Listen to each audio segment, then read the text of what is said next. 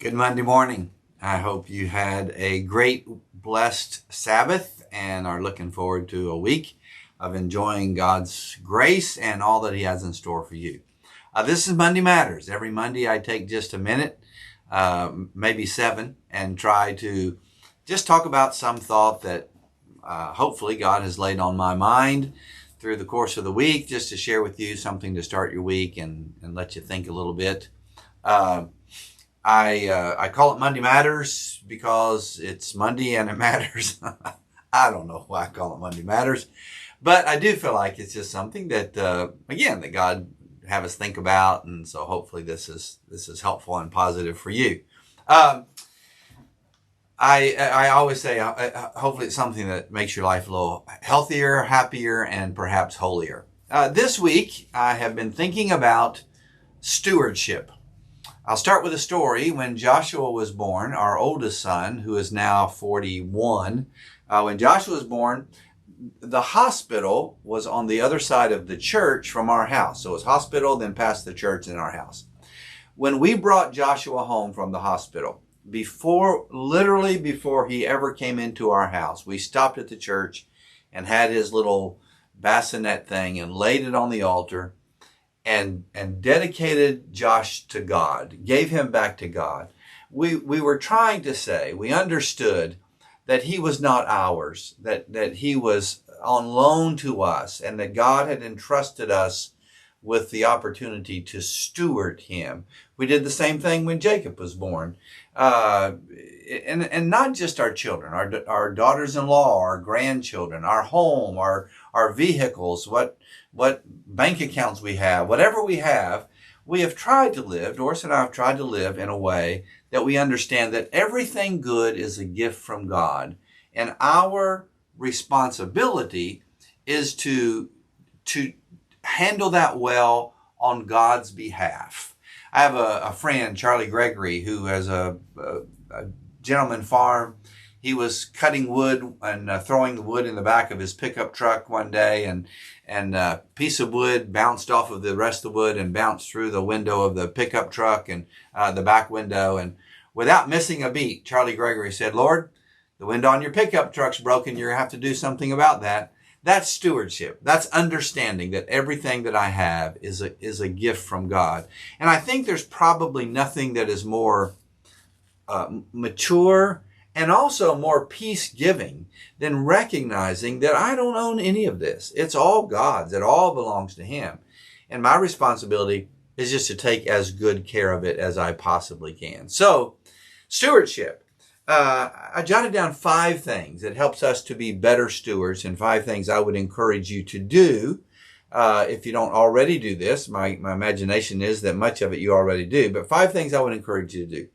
The first is this, and stewardship is most easily recognized in the area of finances. I believe it's much more than that, but in the area of finances. So these 5 things.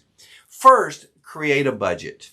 You cannot be a steward if you don't know what you have and where it's going. So I encourage you, young or old, to create a budget. If you have not done that, create a budget. Every month, the last day of the month, I will do a financial summary of all of our finances, and it doesn't take long, of all of our finances, and then out of that, create a budget for next month. I don't necessarily dictate what the budget is. I just simply say, here's what I think we're going to spend, and let's keep track of that. Create a budget. If you're going to be a good steward, then I think God would have you be aware of what it is that you're spending and what you're spending it for. Create a budget. Number 2, reduce or eliminate debt. Debt is the bane of good stewardship, and so many people want to be generous. They want to give something to God. They want to help other people, but they are bound up in debt. And if you're young, I especially encourage you to start this early. If you're old, it's not too late. Just make it a point to reduce and eliminate debt. Dave Ramsey has what he calls a debt snowball. You make a list of all your debts. You pay off the smallest one first, and then you take the money you were paying on that, you apply it to the next one along with that payment. When you pay that off, you take the money, you apply it to the next one, and this snowball that moves up, and I get better and better at paying off the debt. And then once it's paid off, eliminate it. The world wants to keep us in bondage of debt. Credit cards are the easiest thing in the world to get. Reduce and eliminate debt. It absolutely will change your life. Number 3, then, to help you eliminate debt, create an emergency fund. Put some money aside so that when the washing machine goes out or when the transmission goes out on the car, you don't have to go in debt, but you've saved enough money that you go and you can pay cash for something. And if you can't pay cash for a new one, then go to Craigslist and buy a used one. Buy what you can afford to pay for. And as you continue to do that, you'll come to the point where you can buy a new washing machine or a new refrigerator. But create an emergency fund so that you're not caught in having to go back into debt when something happens. Number 4 and number 5, very similar. Number 4, save 10%. Every check, put 10% in a savings account. Just get in a habit of doing that. You won't even miss it. If you can have it automatically deducted, then have it automatically deducted. And save 10%. Just make it a point to do that. Number 5, very much like that, tithe 10%. This is not a Sunday school lesson. I would just tell you, it just works. Doris and I, from the first day of our marriage, vowed that we would always tithe. We don't have 2 nickels to rub together, but we've never been in want. We've never been without. Tithe faithfully, 10%.